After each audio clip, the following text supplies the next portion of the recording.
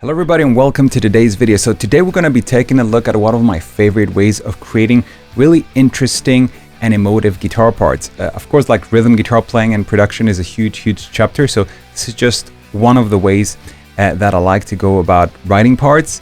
So, grab your guitar and let's go. But before we do that, please subscribe. Okay, let's do this. So for the purpose of the video, we're going to be taking a deep look at the chorus of my song Your Heart. Your Heart is one of my favorite pieces I've ever written, and it is a really big anthemic rock song which is not that layered. So as far as I was concerned, when I was producing it and writing it, I wanted the guitar to have quite a lot of range and quite a lot of movement, because I felt that it would help sort of really add to the emotional intensity of the song. So let's take a look at the music video so we can have a listen to the chorus. I've also included a link in the video description with the tab and notation for the chorus so that you can have a crack at it at home. So let's take a listen, and then I'm gonna take you through my thought process when it came to writing the parts for the chorus.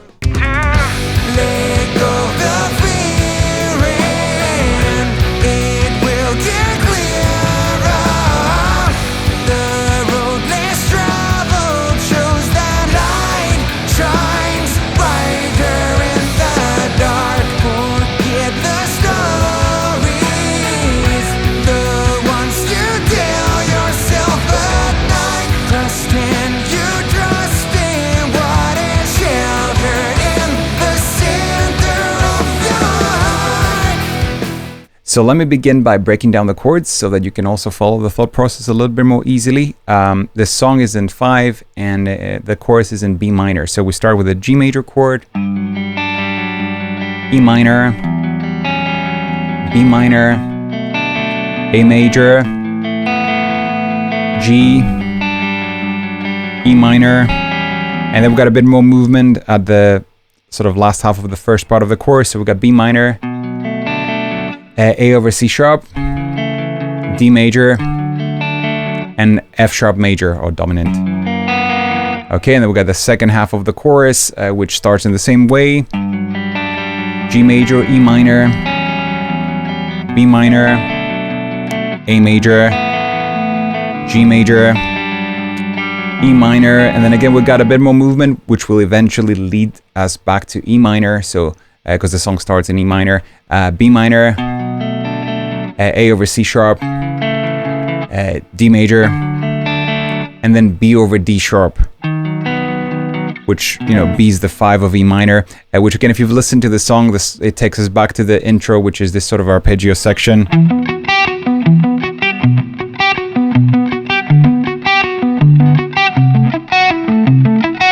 haven't played this for a while.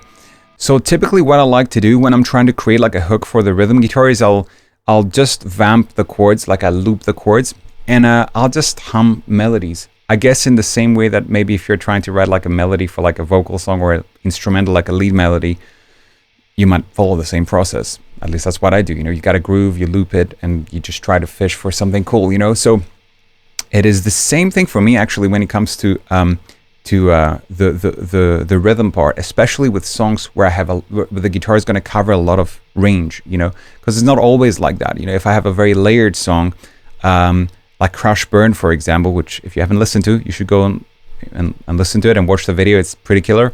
It's a bit more conservative because there's so many more things going on, a lot more strings, a lot of more additional guitar layers. So, but anyhow, yeah, so I'll just jam the chords and hum and look for melodies, So what I came up with Your Heart was this.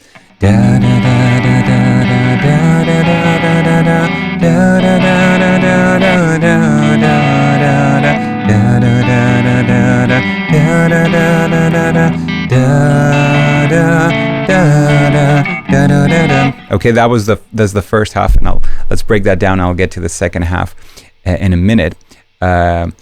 So a really important tool and a thing that I like to use is I like to use quite spread structures, especially when I want to have that space and range in the rhythm guitar arrangement. And what I mean spread structures is essentially, chords where the notes are further apart than like a stereotypical like triad like this, where the notes are really close together. So I like to use octaves, I like to use like spread triads and things like that. So I'll break the part down a little bit and explain my thought process. So it is a little bit like balancing chord and melody, right? Because I need to have a certain chord implied, but also a certain the note of the melody that I just hummed on top. So for G, I'm using this chord form, which I actually stole from Bruce Sword. Bruce Sword is the founder, singer, main writer, guitar player from the Pineapple Thief, which I've had the pleasure of touring with those guys for a few years and did a few live albums with them. Anyway, Bruce used to use this chord, which is, it's a major chord, which is the G on the, well, in this case, G on the bass. So you have the root, the third, and the third again an octave up. And I really love that. It has a lot of like width and clarity. So that's what I use, because that's the note of the melody that I had. Da da da da da da. And then for E, da da da da da da. Again, I wanted more of a wide sound, so I opted for an octave.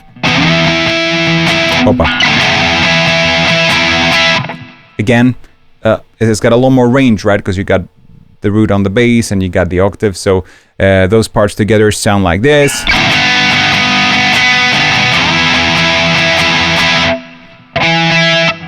My intonation is terrible, sorry. That's better. And then for B, I wanted da da da da da da, which is the fifth, and I could have done this power chord, but again, I wanted more range. So what I did is I played B, the octave, and the fifth up here. And again, that's a lot more rangy. And for A, I had this melody, da da da da. So I went for, I guess you could call it a more 80s approach. And then the first half repeats. And then I wanted da da da da da da da da. And there's a lot more movement in that section, as we've seen. So for B minor, I went for a spread triad. Again, what we do here, we essentially get a B minor triad. We take the middle note, the third, we drop it up an octave, and you get this beautiful melodious wide sound. Same for A over C sharp. Then I'm using an D major 6 voicing.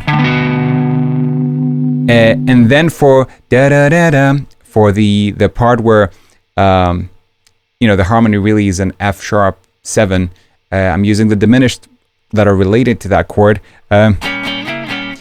because again, those are beautiful voicings for more movement. So let me play this first half in its entirety, so you can kind of hear how, again, the melody and the harmony sort of coexist within that part.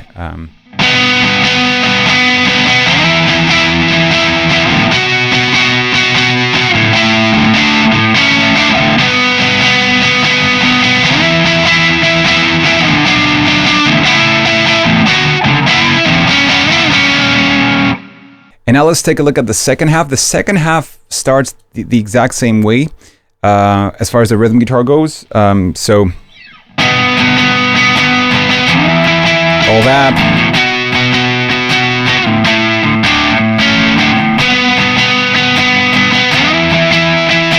And then at that section where we have more movements, I wanted da da da da. So that was the melody that I came up with, and I'm using a very similar approach. So I've got the B minor, A over C sharp, all spread forms. Again, the easiest way to think about spread forms, even when it comes to inversion, is you take the middle note of the triad, you drop it up an octave, and again, that, you know, it adds a very melodious.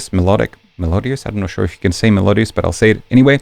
Element to the part, and more range again, which in sometimes, at least in the case of that song, I felt like it was very fitting. So then I'm using D major 6, and then I'm just, because I wanted that chromatic movement on the bass, I'm using B over D sharp instead of going to like a just a root position, you know.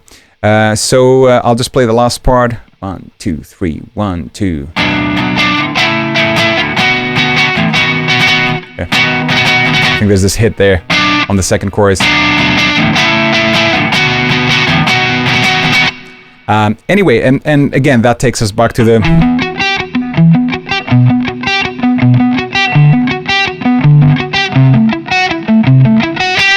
which is the intro sort of arpeggios. So what I'm going to do now is I'm going to take the camera a little bit closer, and I'm just going to have a play over the chorus. As I've said, I've included the tab for the chorus in the video description, and if you would like to learn the entire song, the entire transcription as well as the video with interactive tabs is available on my Bandcamp, so you can go and get that.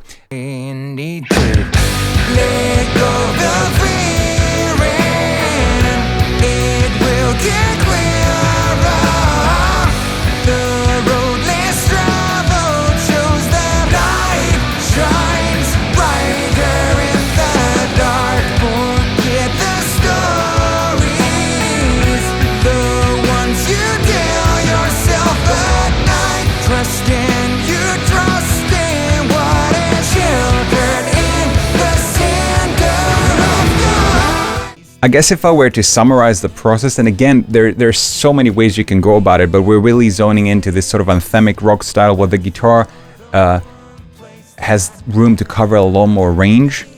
If I were to summarize my approach, at least, is, I cycle the chords.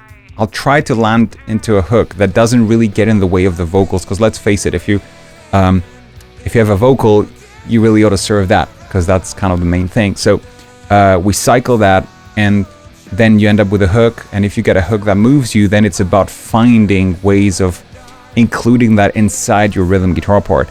And I think that, the better versed you are in terms of playing different harmonic structures in different ways, like knowing your triads and spread forms, or other things. And again, this path will lead you down to a lot of creativity, because you might end up with voicings you never really played before. But, of course, knowing that stuff will really make that process a lot more direct and quicker, let's face it. So I definitely urge you to do that. And once again, thank you for sticking around. I hope you found it useful. If you did, please let me know in the comments. Don't forget to subscribe and check out all my latest music videos and works that I've been putting out. I'm really, really proud of them, and I'm sure they're going to move you as well. And if they don't, we'll be friends nonetheless. All the same. Nonetheless? All the same? Whatever. Okay, thank you so much. Have a great day, and I'll see you soon.